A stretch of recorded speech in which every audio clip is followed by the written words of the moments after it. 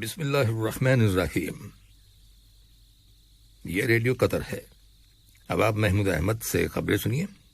ابتدا میں پیش خدمت ہیں اہم خبروں کی سرخیاں۔ قطر کی طالبان کے سیاسی رہنماؤں اور سابق افغان حکام کے درمیان سازش کے طور پر کوششوں کی تعریف کی گئی ہے اور اسے ایک علاقائی پاور بروکر کے طور پر تسلیم کیا گیا ہے۔ نائب وزیر اعظم اور وزیر خارجہ سے قطر کے دورے پر آئے ہوئے بھارت کے وزیر خارجہ نے ملاقات کی ہے۔ قطر نے برکینا فاسو کے شمالی علاقے میں ایک فوجی قافلے پر کیے گئے حملے کی شدید مذمت کی ہے۔ اس حملے میں متعدد فوجی اور عام شہری ہلاک ہو گئے تھے۔ اور وزارت صحت نے اعلان کیا ہے کہ ملک کے اندر کرونا وائرس کے مزید 193 مریض صحت یاب ہو گئے ہیں، جس کے بعد اس وبا سے شفا پانے والے افراد کی مجموعی تعداد اب 2,26,996 ہو گئی ہے۔ یہ تھی اہم خبروں کی سرخیاں، اور اب سے چند لمحوں بعد تفصیل سے خبریں نشر کی جائیں گی۔ لیجیے اب آپ تفصیل سے خبریں سنیے۔ قطر کی طالبان کے سیاسی رہنماؤں اور سابق افغان حکام کے درمیان سازش کے طور پر کوششوں کی تعریف کی گئی ہے اور اسے ایک علاقائی پاور بروکر کے طور پر تسلیم کیا گیا ہے۔ یاد رہے کہ گزشتہ ایک سال کے دوران قطر نے طالبان اور افغان حکومت کے درمیان مذاکرات کی میزبانی کی، جبکہ اس سے پہلے امریکہ اور طالبان کے درمیان مذاکرات کے انعقاد کے لیے قطر نے نمایاں رول ادا کیا تھا۔ دنی اسنا نائب وزیر اعظم اور وزیر مملکت برائے امور دفاع ڈاکٹر خالد بن محمد ال عطیہ نے، جو اس وقت امریکہ کے دورے پر ہیں، امریکی وزیر دفاع لائیڈ آسٹن اور امریکہ کے انٹیلیجنس اور سیکیورٹی کے شعبے کے نائب وزیر دفاع رونالڈ مولٹر کے ساتھ الگ الگ ملاقات کی ہے۔ ان دونوں ملاقاتوں میں قطر اور امریکہ کے فوجی تعلقات زیر بحث آئے اور انہیں مزید فروغ دینے کے وسائل کے علاوہ اس خطے کے موجودہ حالات اور ممکنہ تبدیلیوں کے بارے میں تبادلہ خیال کیا گیا۔ انہوں نے امن و مذاکرات میں پیش رفت اور افغانستان کے اندر اقتدار کی باقاعدہ سرکاری طور پر منتقلی کی ضرورت پر زور دیا۔ اس کے علاوہ انہوں نے خطے کے استحکام کے فروغ کے لیے سیکیورٹی اور دفاع کی صورتحال کو بہتر بنانے کی ضرورت پر بھی زور دیا۔ امریکی وزیر دفاع نے قطر کی کوششوں اور افغانستان کے اندر امریکی اسٹریٹجی کی مدد کرنے کی تعریف کی۔ نائب وزیر اعظم اور وزیر مملکت برائے امور دفاع ڈاکٹر خالد بن محمد ال عطیہ نے ہتھیاروں کے کنٹرول اور بین الاقوامی سیکیورٹی معاملات کی امریکی نائب وزیر خارجہ بونی جینکنس کے ساتھ بھی ملاقات کی ہے، جس کے دوران دو طرفہ تعلقات اور انہیں فروغ دینے کے وسائل کا جائزہ لیا گیا۔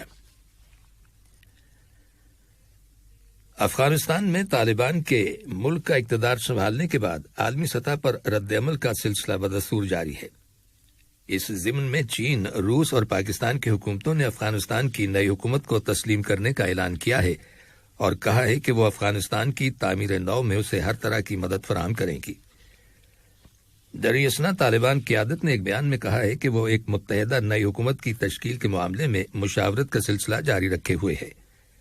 چنانچہ تحریک طالبان کے سینئر اہلکاروں نے ملک کے سابق صدر حامد کرزئی اور سابق نائب صدر عبداللہ سے رابطہ کیا ہے اور مشاورت کی ہے۔ ادھر امریکہ کے صدر جو بائیڈن اور فرانس کے صدر ایمینوئل میکروں نے بھی افغانستان کے بارے میں آپس میں رابطہ قائم رکھنے کی ضرورت پر زور دیا ہے۔ اسی طرح عالمی رد عمل کے تحت ترکی کے صدر رجب طیب اردوغان نے اس توقع کا اظہار کیا ہے کہ ان کا ملک طالبان کی نئی حکومت کے ساتھ بحالی امن کی کوششوں کے حوالے سے رابطہ قائم رکھے گا۔ امریکی صدر جو بائیڈن نے کابل ایئرپورٹ پر جاری امریکی آپریشن کی تعریف کرتے ہوئے افغانستان سے امریکی شہریوں اور امریکی اتحادیوں کے محفوظ انخلاء کو یقینی بنانے کے اپنے عہد کا اعادہ کیا ہے۔ وائٹ ہاؤس سے دیے گئے اپنے بیان میں جو بائیڈن نے کہا کہ امریکہ نے جولائی سے اب تک 18,000 سے زیادہ افراد کو وہاں سے نکالا ہے۔ جو بائیڈن نے کہا ہے کہ ان کی ترجیح افغانستان سے امریکی شہریوں کو نکالنا ہے، لیکن امریکہ کی مدد کرنے والے افغانی شہریوں کو وہاں سے نکالنا بھی اتنا ہی ضروری ہے۔ نائب وزیر اعظم اور وزیر خارجہ شیخ محمد بن عبد الرحمن آل ثانی سے قطر کے دورے پر آئے ہوئے بھارت کے وزیر خارجہ سبرامنیم جے شنکر نے ملاقات کی ہے۔ ملاقات کے دوران دونوں ملکوں کے تعلقات اور مختلف شعبوں میں ان تعلقات کو فروغ دینے کے وسائل زیر بحث آئے۔ اس کے علاوہ باہمی دلچسپی کے متعدد علاقائی اور بین الاقوامی معاملات، خاص طور پر افغانستان کی تازہ ترین صورتحال کے بارے میں تبادلہ خیال کیا گیا۔ قطر میں بھارت کے سفیر ڈاکٹر دیپک متل نے کل ایک ویبینار کا افتتاح کیا جس کا ٹائٹل تھا media challenges in independent India.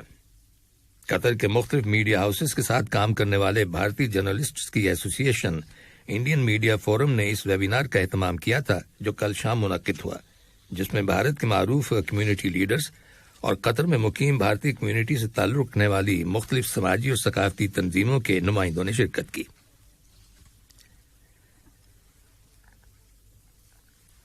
یہ خبریں ریڈیو قطر سے نشر کی جا رہی ہیں۔ قطر نے برکینا فاسو کے شمالی علاقے میں ایک فوجی قافلے پر کیے گئے حملے کی شدید الفاظ میں مذمت کی ہے۔ اس حملے کے نتیجے میں متعدد فوجی اور عام شہری ہلاک اور زخمی ہو گئے۔ وزارت خارجہ کی جانب سے جاری کیے گئے ایک بیان میں حکومت کے اس موقف کا اعادہ کیا گیا ہے کہ قطر دہشت گردی، تشدد اور ہر طرح کی تخریبی کارروائیوں کو مسترد کرتا ہے، خواہ ان کی وجوہات اور مقاصد کچھ بھی کیوں نہ ہوں۔ بیان میں ہلاک شدگان کے خاندانوں، برکینا فاسو کی حکومت اور عوام سے تعزیت کی گئی ہے اور زخمیوں کی جلد صحتیابی کے لیے نیک تمناؤں کا اظہار کیا گیا ہے۔ وزارت صحت نے اعلان کیا ہے کہ ملک کے اندر کورونا وائرس کے 221 نئے کیسز رجسٹر کیے گئے ہیں، جن میں سے 143 کا تعلق مقیم لوگوں سے ہے، جبکہ 78 کیسز کا تعلق ان ٹریولرز سے ہے جو حال ہی میں بیرون ملک سے دوحہ آئے ہیں۔ وزارت صحت نے کورونا وائرس کے مزید 193 مریضوں کے صحتیاب ہو جانے کی تصدیق کی ہے، جس کے بعد شفا پانے والے افراد کی مجموعی تعداد اب 2,26,996 ہو گئی ہے۔ وزارت صحت کا یہ بھی کہنا ہے کہ ملک کے اندر اب تک کووڈ 19 ویکسین کی 42,28,163 ڈوزز لوگوں کو دی جا چکی ہیں۔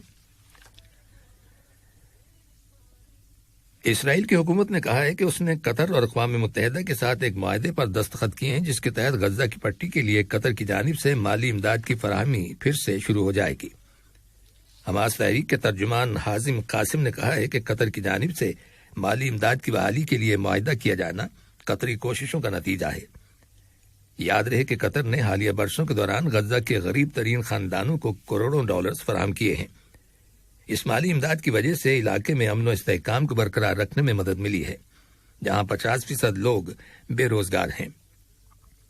رواں سال مئی میں طرفین کے درمیان جھڑپوں کے بعد اسرائیل نے تمام پیمنٹس کو بلاک کر دیا تھا اور کہا تھا کہ کوئی بھی بیرونی مالی امداد حماس تک نہیں پہنچے گی۔ حماس نے فنڈز کی بحالی کے لیے قطر کی کوششوں کی تعریف کی ہے اور شکریہ ادا کیا ہے۔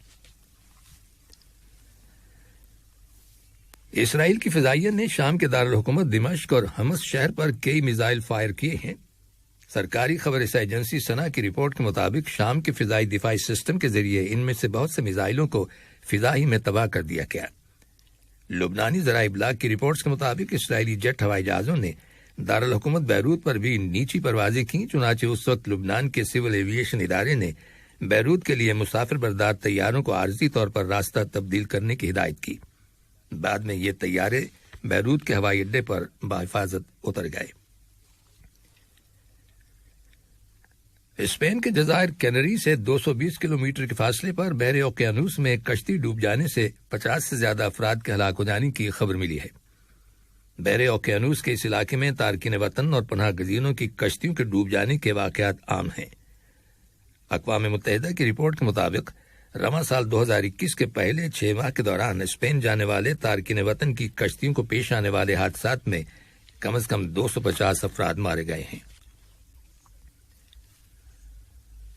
آخر میں اہم خبروں کی سرخیاں ایک بار پھر سن لیجیے۔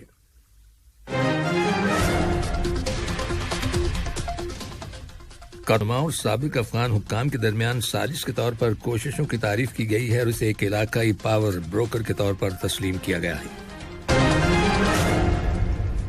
نائب وزیر اعظم اور وزیر خارجہ سے قطر کے دورے پر آئے ہوئے بھارت کے وزیر خارجہ نے ملاقات کی ہے۔ قطر نے برکینا فاسو کے شمالی علاقے میں ایک فوجی قافلے پر کیے گئے حملے کی شدید مذمت کی ہے۔ اس حملے میں متعدد فوجی اور عام شہری ہلاک ہو گئے تھے۔ اور وزارت صحت نے اعلان کیا ہے کہ ملک کے اندر کرونا وائرس کے مزید 193 مریض صحت یاب ہو گئے ہیں، جس کے بعد اس وبا سے شفا پانے والے افراد کی مجموعی تعداد اب 2,26,996 ہو گئی ہے۔ ریڈیو قطر سے خبروں کا آج کا پہلا بلیٹن ختم۔ السلام علیکم دوستو، میں ہوں شیخ نور۔ آپ دیکھ رہے تھے قطر نیوز ٹوڈے۔ مجھے امید ہے کہ یہ ویڈیو آپ کو انفارمیٹک لگی ہوگی۔ اسی طرح کے ویڈیو پاتے رہنے کے لیے نور ٹائم 24/7 یوٹیوب چینل کو سبسکرائب کیجیے اور اس ویڈیو کو لائک، کمنٹ اور شیئر ضرور کیجیے۔ اگر آپ فیس بک پر دیکھ رہے ہیں تو شیخ نور پیج کو لائک کیجیے اور فالو کیجیے تاکہ میں جیسے ویڈیو اپلوڈ کروں آپ تک پہنچ جائے۔ شکریہ۔